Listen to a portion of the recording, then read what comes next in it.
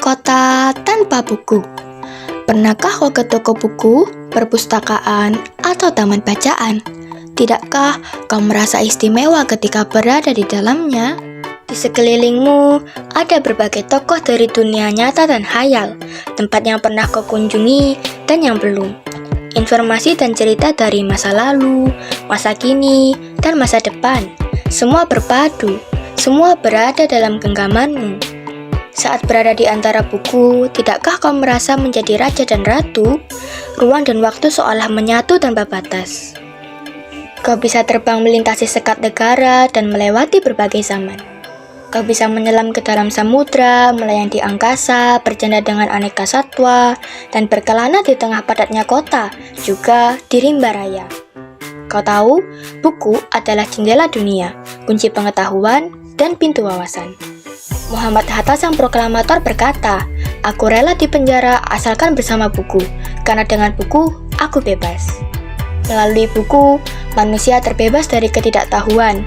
Tempat-tempat yang dipenuhi buku adalah harapan berkembangnya pengetahuan dan wawasan. Apa jadinya jika kota tanpa buku? Pantaskah dia disebut kota? Di kota itu, mungkin kabar datang dari sumber lain, dari koran, televisi, atau internet. Mungkin informasi dan cerita datang dari cerita nenek moyang, bagai dongeng-dongeng sebelum tidur.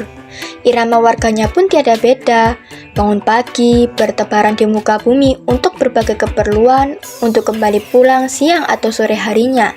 Setelah itu mereka berangkat tidur dan memulai lagi hari berikutnya. Semua serupa. Di kota itu mungkin ada bangunan bernama perpustakaan. Di dalamnya buku-buku berderet dalam rak yang tak terjamah. Tiada tangan meraih dan membuka halaman demi halaman dengan sukacita. Mungkin juga ada tumpukan buku di sudut-sudut sekolah yang sepi dan berdebu. Jarang dikunjungi, jarang dibaca. Buku-buku di sana teronggok tanpa nyawa. Bagaimana dengan kotamu?